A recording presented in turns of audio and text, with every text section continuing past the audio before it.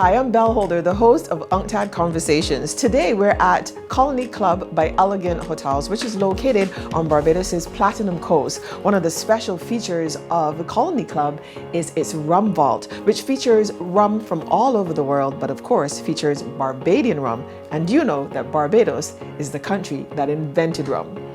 If you come to Barbados and you have the opportunity to come to the Colony Club, you can dine. You can have a special feature dining experience right here in the rum vault, and you'll be able to sample specialty rums from all over the world. We have some other bragging rights here in Barbados as well. Barbados is the first small island developing state to host UNCTAD, and also the smallest state to ever do so, and the first Caribbean state to do so as well.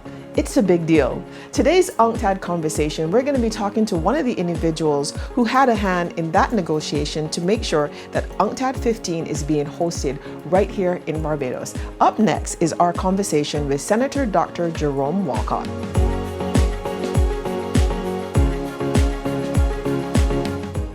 Thank you so much for taking the opportunity to sit down with us. I think it's safe for us to demask at this distance. Thank you. Thank you too, Bella. It's certainly my pleasure to be here this morning. Thank you so much. You know, one of the things I emphasized at the top of the show is this unique opportunity that Barbados, I don't know if to say won is the right word, but when you bid for something, you win. And I really want to emphasize to every Barbadian how special that is, that this little island has a distinction of being a first when it comes to UNCTAD, and you were a part of that process. So I really want to start by emphasizing that to every Barbadian. What do you say? You're absolutely correct. And I don't believe that the average Barbadian understands how significant it is for Barbados. UNCTAD, which was established in 1964, now has about 195 member countries. In June 2019, these countries voted unanimously for Barbados to be the location for the 15th UNCTAD conference. It's the United Nations Conference on Trade and Development. And this is the 15th. This is the first time that UNCTAD is being held outside of a large country. I mean, for argument's sake, it was held in South America, in Brazil, Chile, and Colombia. Never in the Central America or the Caribbean. It's been held in Africa, it's been held in Ghana, in South Africa, indeed in Kenya twice. It's been held in the United Arab Emirates, Geneva twice. It's been held in India. It's been held in Bangkok, Thailand, and indeed Philippines. So this is the first time it is being held in Central America. It is the first time it's being held in a small island developing state. And indeed, it is being held in the smallest country it's ever been held in, which is Barbados. So these are three firsts for Barbados. We anticipated back in 2019 that we would have several thousand people here. We were working with about 4,000 to 5,000 persons would visit Barbados for this UNCTAD 15. As you're aware, it had to be rescheduled twice because of the occurrence of the pandemic. It was initially to be held last October. We then shifted it to April this year, and again we had to make a decision finally that you can't continue shifting it. And with the global situation where persons were meeting virtually, that this would be another first, and this would be the first time UNCTAD will be convened in a virtual format. So this brings an additional first to Barbados. There will be some persons coming into Barbados, significant individuals. I believe the president of Kenya has agreed to come. He is the outgoing chair, and he will be coming to hand over to Prime Minister Mia Mottley.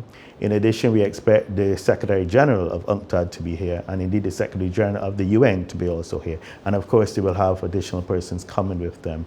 And we expect some leaders from the Caribbean. So we will not have the numbers that we anticipated, but Barbados will be on the world stage. And I spoke about 4,000 people coming, but now utilizing the technology and having a virtual meeting, it spreads it that much further, where thousands now, hundreds of thousands can now view.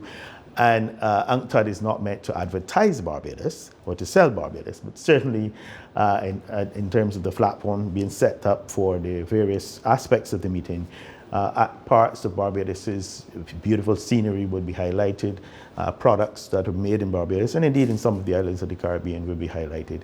And there are very interesting fora that will take place before UNCTAD, highlighting things like youth problems related to youth, the Global Commodities Forum, one dealing with gender and development, another one dealing with civil societies, which that is one that we've been really working very hard with, and you would understand and appreciate with civil societies, the different diverse groups. And then there's a very interesting one where we have combined the creative industries with digitization of trade, to be a very interesting concept. And all of these are going to be, on the virtual and the media for thousands of people to participate.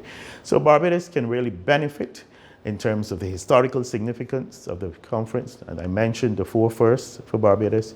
And indeed, for the world, so to be, to see Barbados, what is going on in Barbados, and that we are indeed, although a small island, are on the global stage as it relates to trade and development issues. Yeah, I want the ordinary Barbadians to understand the impact that it has. What I don't want is for Barbadians to feel like it is this huge conference that's happening, up here for certain people in suits, and it's not for me. Can you impress upon Barbadians how this impacts on our day-to-day lives? Certainly. It is regrettable, as you said, because when it was being held here in person, we had established we'd go into the problem of highlighting an area, and you might be aware, which was going to be called the Belgian Village, across from the LASC, where there would be things depicting the vernacular of Barbados as relate to the rum shops, the bars, etc., and for Barbadians to come and display their things.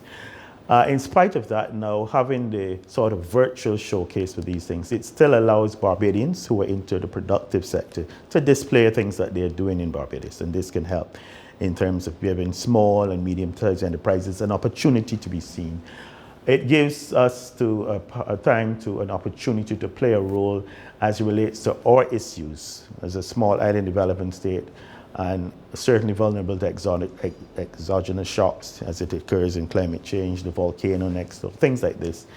And it certainly, I said, it is difficult for me to quantify it, but certainly the ordinary Barbadian would benefit in the long run from spin-offs, be it in terms of those who are into industry, production, small enterprises, and certainly those who are in the tourist sector, who eventually, when people see the beautiful video, you've heard the jingle, which is captivating already. Persons will have that interest in coming to Barbados, and in that effect, we will benefit, not today or till next month, but in the long run. So certainly, the conference is larger than just the event of the conference, but rather, what are some of those ideas shared and changes to be made? So how do we move then from idea stage to execution to make sure that some of those goals that we definitely need to achieve in Barbados, and then of course on the world scale, are achievable? Well, there are 2 sets, as you said, there are 2 components. There's the conference, the business set, Yes. the session, where you have the outcome document and the political declaration and all of the parties talking. But importantly, these fora, where a lot of Barbadians are participating in, and indeed I've seen some of the recordings of some of the presentations, and they speak to follow-ups, not only setting goals, but follow-up, not that it ends here. And I think this was a criticism that former Prime Minister, the Right Honourable Owen Arthur, made when we had discussions, because he was initially part to be chairing a commission, a special commission for this, that unfortunately he passed. But he was making the point that historically, when he looked at UNCTAD, there were a number of decisions, and when you look later on, not a number of these things were followed on. So you make an important point, and the fora allow that. And indeed, the last one that I mentioned, dealing with digital trade and creative industries, goes further in that it has workshops, in spite of the limitations, where young Barbadians have an opportunity, and they'll be looking at things like cybersecurity, robotics, this sort of thing, artificial intelligence, where young Barbadians can actually get hands-on experience. Of course, virtually those who are not here will be able to participate by watching it. But it gives that to us, and they, as I said, in all of these fora, they speak about after and the follow-on plan.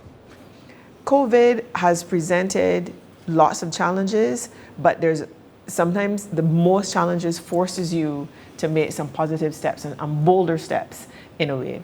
So how do you view COVID from that perspective, that it forces us in many ways to know now how to be more resilient in so many ways? Absolutely, I agree with you. I gave a speech a couple of weeks ago where I spoke about the good things that have happened as a result of COVID. There are actually some good things, and you're onto it. I look at the whole, we have now started to look again at the importance of digital transactions and e-commerce.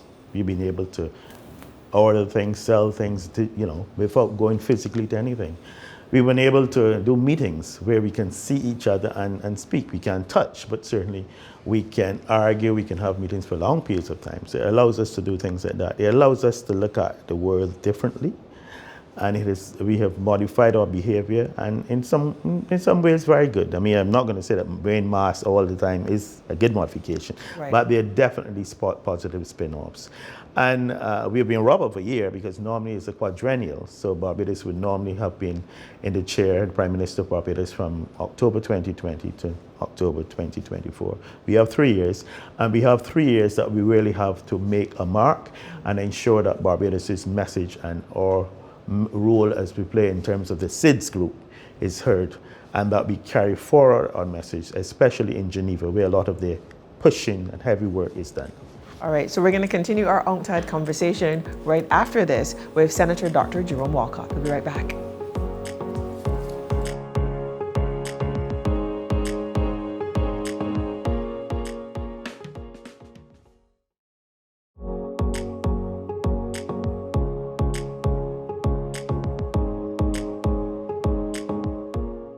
I think one of the things that would be remiss of me if we don't touch on today, having this opportunity to have this conversation, is to talk about the work of your ministry. And one of the things is friendship and cooperation between Barbados and other countries. Give us a sense of what that is like and what it actually entails to foster those relationships. You said I have 10 minutes? Really, it is remarkable. I mean, it is based fundamentally, we still carry the tenet from the Right Excellent Arbar, friends of all, satellites of none. But in more recent times, I think you would appreciate that the world has evolved. There are several countries. At one time, we paid attention primarily to the Western Europe, North America, primarily. That was our world and CARICOM. We believe that the world is more than that, certainly at this stage. We see Africa and its potential. We have historical and cultural links with Africa. So we saw that as a focus for us. We see Central America as an area. It might be far-fetched, see Barbados at some point in time in the future, we might not be here, but being a sort of transshipment point, a hub between Africa and Central America and indeed South America. Did we see that? We see a unique location in the Atlantic Ocean, just east of the other islands in the Caribbean. So we are seeing that. Obviously, China is the one that people are focused on. There have been questions asked about our relationship with China. But the reality is, whether we choose to believe it or not, that there are two real superpowers in the world today. If we are friends of all and satellites of none, obviously we have to have relationships with both of those superpowers. It is in our interest. And at the end of the day, the Barbadian foreign policy has to do with the development of Barbadians and Barbados. And we have, as I often tell people, we have to read the fine print in these agreements, but we also have to be mindful of our role. That we are at the end of the day looking for the development of Barbados and Barbadians. End of story. We move the importance we recognize, and this is recognized, of the Middle East. So we have moved into United Arab Emirates. Our ambassador is there. We also recognize the importance of some of the countries in Eastern Europe. They have done a lot as it relates to information technology. You're aware of this, a lot of work that's been done in Serbia, in countries like Georgia. We hear about Estonia, but in the Eastern European countries, they have done a lot of very good work. And of course, there's the Southeastern Asia, where we plan with our ambassador, who has been now accredited to China, to Beijing. He has responsibility to be accredited also to Thailand, to Singapore, to Hong Kong, and indeed to Vietnam and Cambodia, because we see these countries also being in our interest. For years, we've been in the hub with the Commonwealth countries, but we see this as an opportunity for Barbados to branch off, create new friends. We said friends of all, but our friends tend to be limited. So now we're broadening that. Okay, and certainly in the region, you've seen our outreach to Suriname, where for a number of years it was as though Suriname was an extra digit in CARICOM, and we have seen the potential in Suriname, certainly for Barbadians and certainly in terms of trade. Right. Because a part of your ministry is also looking at the interests of nationals living abroad, Diaspora, yeah. people who are studying abroad and returning nationals. Tell us about that. We call it the Diaspora Affairs, and recently we've set up a diaspora unit because we felt that for years some Barbadians in various parts were complaining that they were being neglected. You have missions abroad, you have the consulates in New York, in Canada, in Miami, in London. So, to handle matters, because the diaspora is very important. As you said, oftentimes they have the skills that they've developed over years, certainly in the health sector, we've benefited from that. A lot of them have done very well, and we have not yet tapped that, the amount of Barbadians who have done very well overseas and who we need to encourage and entice in coming back home even, and to invest some of what they've made overseas into their native land. So this unit, we have set up the unit now, properly a unit. You would have seen in the news that we've appointed our first diasporic attaché to London, because we started there because there's a really strong Barbadian community there, and a lot of them have done well. And we recognize, as you said, it is very important. We are trying to get our honorary consuls in the various other countries where we don't have missions for us to put together the database in terms of Barbadians all across the world. And it'd be amazing if you saw some places where Barbadians have been working. I recently had an honorary consul who'd been living in Tokyo for a number of years, and we really didn't know, and doing quite well. So it is certainly a resource, I'll call it that we have the Ministry of Foreign Affairs recognize the importance of it. We recognize it also, and certainly when I was Minister of Health, in the health services, and the Barbadians, hundreds, thousands who've been trained in health services, be it nursing, be it administration, who were willing to play a part. And we utilized some of them as consultants at that time, some were employed. And I'm also looking at the fact, because I know a lot of Barbadians have done very well in the technological aspects, and this is an area where we need to move in. And I think it's going to be highlighted in UNCTAD, certainly, but the world is going through a digital transformation technologically. It is a phenomenon that has occurred over the last few decades. But in developing countries, you have a number of things against you. You tend not to have the resources for the connectivity, etc. Not in terms of Barbados, but in certain other developing countries, the issues of short electricity, the issues of persons who are trained with these technical skills. And if we can get some of our Barbadians who have done very well in technology to come back home or to come and impart some of their skills in some training, I think we would have done very well. All right. Really enjoying this conversation. When we come back, we're going to hear more from Senator Dr. Jerome Walcott.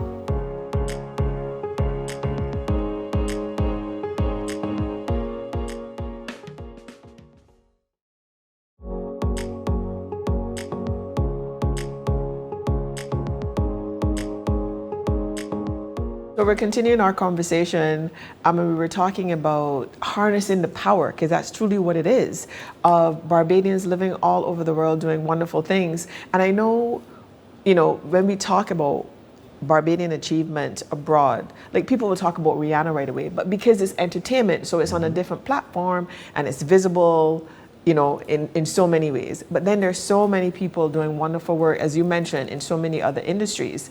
But you raised an interesting point as we were chatting during the break about generational Barbadians now. In my experience, I find that often first generation Canadians, Americans are often not that interested in returning to the island. You may have had a different experience. What I found in the United Kingdom, we had a massive town hall meeting 2 years ago.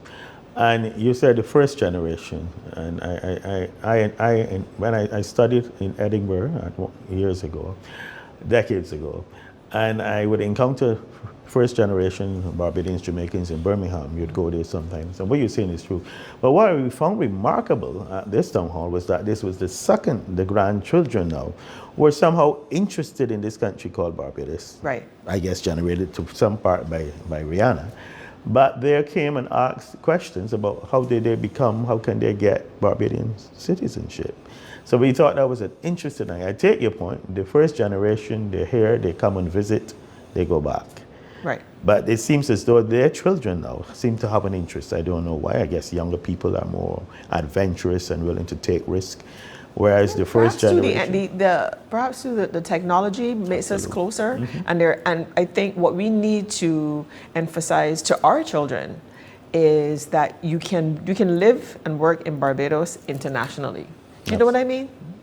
And I think that's something that we need to really emphasize and create global citizens. And that's what we did in a different way, certainly last year, in the Welcome Stamp, where we invited non-Barbadians, or even some Barbadians came, I can tell you that quietly, that some came, who were concerned about, the returning national scheme, having come home for 12 months to the lockdown, how would this affect their eligibility?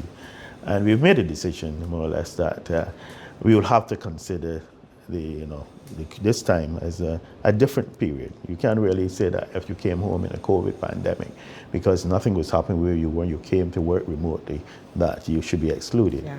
So that put us in a different light, where people recognize that you can work. And certainly here, persons are working from home, not necessarily all of them as efficiently as you would want, but it's shown you that you can do things at home. And I guess that's one of the positives of COVID. In the long run, I know persons are concerned in the future with COVID has shown how business can be run virtually, what will happen in terms of employment. I know this is something, and I've been reading about it recently, that persons are certainly very concerned. COVID has started it, but with the vast technological advances in coming years and the use of robotics, there's a whole new game as it relates to labor issues and work-related issues. And I know that some people are thinking as far as ahead, as saying that some people who perform certain jobs, in the long run, you may have to be giving them grants, similar to what we did during the lockdown for very vulnerable families, because with the technological advances, a lot of jobs will become not existent. For Barbadians who are living abroad, who are watching and listening to us right now, what advice can you give them if they're thinking, I would love the opportunity to invest in my native country? What do they do? What advice do you have? What steps should they be taking? Sir, the Party Diaspora Unit, we have links with Invest Barbados. And this is something that we are looking at. How do we get Barbadians interested? They can contact the Ministry of Foreign Affairs. And we're talking more than just, sending back which I definitely grew up on. You see what I mean? In sending back money to support. I know the remittances are very important, of course, the remittances. But we're thinking in the long term of persons who want to invest. And we're doing this in conjunction with Invest Barbados. And they can contact the ministry. But certainly there is a portfolio. I know Invest Barbados have opportunities in various areas where you're welcoming Barbadians to invest. And actually, you would like Barbadians to invest in some of the projects. There's the projects for the Carlisle Bay, whole Carlisle Bay development, with condos, whatever. And this is an ideal thing for Barbadians overseas to invest in. I mean, they can come home, they can timeshare condominiums and stuff like this in the future. Mm-hmm. And so one of the things that I wanted to touch on is that there were issues that existed for us and challenges before COVID. I think, because it's so present, of course it's a health issue, it's so present of mind, but we still, before COVID, we were dealing with poverty alleviation, we were dealing with climate change. How is Barbados fitting into that and looking at how we are being affected by those issues? And this is part of the whole thing that we expect will be discussed in the UNCTAD, the whole idea of vulnerability. You just highlighted all of them: poverty, debt, health issues. Countries like Barbados, limited access to concessional funding because we have been graduated based on our level of GDP per person, whereas there are all of those other things that you mentioned and are not taken into consideration and are affected. And certainly this is an issue that we've been battling with. You recognize that during the lockdown, poverty had to be dealt with. We provided debit cards for persons, families, $600 a month. We did, and with the assistance of the private sector, we were able to provide food for a number of families. Even this year, we went as far as almost 100,000 food hampers to families. It is very difficult. I am particularly concerned, and I was a former Minister of Health and also chaired the subcommittee on COVID. And my concern has always been, and especially now, in that the focus is on COVID.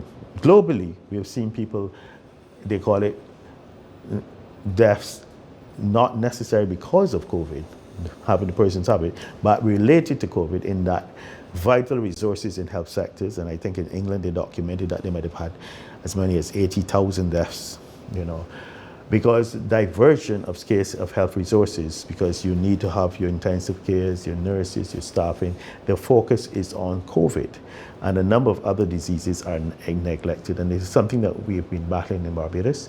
I believe we have had one or two issues, but we've not reached that stage because we are plagued with the chronic diseases, hypertension and diabetes. And I think it was a very good decision to outfit the Harrison's Point. I think a number of countries are battling, so we can see it in Jamaica, we see it in the French Islands, where their main hospitals have been utilized for hospitalization of persons who are very ill with COVID, and then there are no beds for persons who need care, not as acute, but nevertheless life-threatening. In Barbados, thus far, we've been able to put those persons in Harrison's Point, and we've been expanding it in terms of providing what we call primary and secondary, which is intensive care and a sort of step-down facility to do that, to ease the burden. Having said that, you still need nurses and other persons to look after those persons, and it is a delicate balance. Yeah. You don't want to strip the QH of its resources, human resources, but you want to maintain care and attention for persons in Harrison's. And to my mind, that is the difficult balance. I hear about people talking about the long lines to be tested and waiting for results, but for me, that is concerning. But the real thing is to make sure that we get that right, that we can still manage in our tertiary health institution, the QH, we can still provide care for persons who need care and who are not suffering from COVID.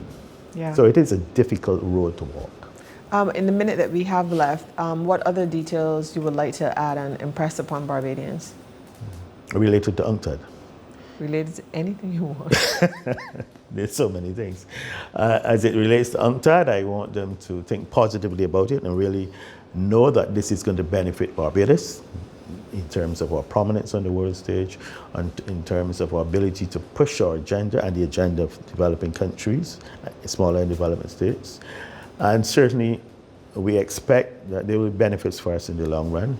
As it relates to COVID, I implore Barbadians to adhere to the tenets, wear their masks, hand washing, social distancing, and of course to those who have not been vaccinated yet, to go and get vaccinated, because all the evidence shows that the person who is vaccinated stands a better chance in terms of survival and illness than those who are non-vaccinated. And even here, statistics show that well over 80% of those who go to Harrison's Point are unvaccinated. The other concern is that the more people unvaccinated, the more likelihood of a new variant. And only this morning we're hearing that the Mu variant, Mu, has been identified in another country in the Caribbean. So these things we need to be careful. I know Barbadians speak and compare and speak about countries like Jamaica and it's happening. And I get the feeling when I go around Barbados that somehow we feel that we are immune to this. It is all outside and not here, and it is not. It is here and it is real. Yeah. That's it. Thank you so much for taking the time to chat with us. Thank you too. My pleasure.